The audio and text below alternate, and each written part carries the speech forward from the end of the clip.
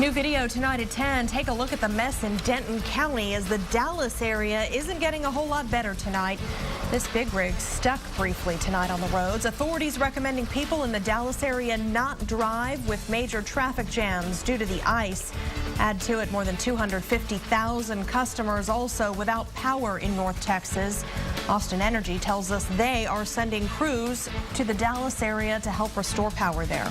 And here locally, there is a chance for refreezing water on our roadways. Omar Lewis in Round Rock for more on TxDOT's efforts tonight. But let's go first to Jim Spencer, who is tracking when that second round of potentially freezing rain and moisture could show up. Jim? Yeah, it's tomorrow, Shannon, all the way through Sunday morning. If temperatures last night were as cold as they're going to be tonight, we could have had much bigger problems in Austin than we did this morning, and we had some pretty serious problems in some areas. These are current readings. It's as cold as it's been all day in Austin, 31. That's the current temperature in the city, and at the airport that's the low today. But in the hill country, we're already seeing some readings down into the low to mid 20s right now. These are wind chill readings. It feels like it's 18 degrees up in Georgetown right now, 13 degrees out in the Burnett area, and now on top of this colder air, we still have this southwesterly flow, and a second upper-level storm system moving out of the southwest will be tracking across Texas tomorrow. I'll let you know what that means for our weather and whether we could see some icy conditions return in just a few minutes. But what we saw this morning caused big problems during the morning commute. Several drivers had to be rescued from the flyover at 45 near Highway 183. Omar Lewis has more on the potential for more dangerous roads during this ice watch headed into tonight.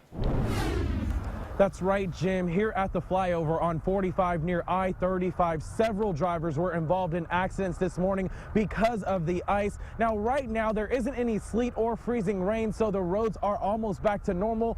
But TxDOT is preparing for round 2, and if you have any plans to get back out on these roads, then you should as well. There's no doubt that driving on Austin's roads Friday was a different and rare experience. Like the 18-wheelers and stuff, there's been icicles like all over the trucks for sure. There's been ice on a couple of roads, not too bad, but I mean, the wind though, you can definitely feel it. And some drivers even felt the impact. By 9:30 Friday morning, APD had already responded to 23 crashes. By noon, EMS handled 21 collisions. Speed is the absolute #1 factor.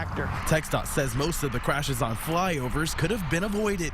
They're recommending drivers go only about 15 to 20 miles per hour on ramps when there's ice. I think just paying attention more, just being more aware than you normally are. And to assist drivers, TxDOT is on standby. They're waiting for the precipitation before the activation of their de-icers. They say timing is key. If you put down a liquid de-icer and it's right before a heavy rain, it can wash away. But no matter how much de-icing is done or how many signs go up, TxDOT says it's ultimately up to drivers to do their part behind the wheel.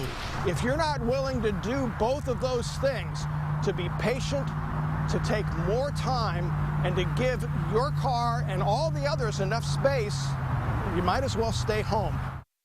And between EMS and APD today, they responded to nearly double the amount of accidents than on a normal day. So if you can't avoid being on these roads, then do so. But if you have to get out here, then again, using caution is key. For now, we're reporting in Round Rock. Omar Lewis, KXAN News. Omar, thank you. And the Texas Longhorn football team's already cozy and warm in Temple tonight after heading up there today in the per usual night before a game protocol.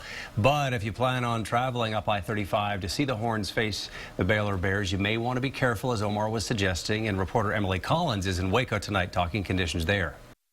As you can see, traffic on I-35 here in Waco is moving pretty fluidly right now. In fact, TxDOT officials say I-35 conditions are clear and dry through the entire Waco district. However, they say the precipitation on the roadways could refreeze overnight, turning into black ice. That means travel will still be tricky for game goers. If you are one of them and plan to make the drive here tonight or even in the morning, you are urged to exercise extreme caution.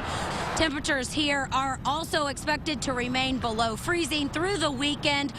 In Waco, Emily Collins, KXAN News. And a domino effect on flight delays as the major airport hubs in Dallas, Fort Worth saw numerous cancellations, quite a lot in fact. American Airlines and affiliate American Eagle grounded more than 1,400 flights today. Some 4,000 travelers are stranded and spending tonight at DFW International. And taking a look at FlightAware.com, it's a misery map. Dallas and Minneapolis-St. Paul and the Chicago area are experiencing the most misery tonight. We've seen flights to Austin Bergstrom International also affected, so of course check ahead of time whether you're picking up or leaving.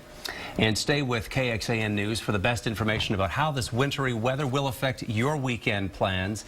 KXAN News today begins Saturday morning at 7 with weather every 10 minutes.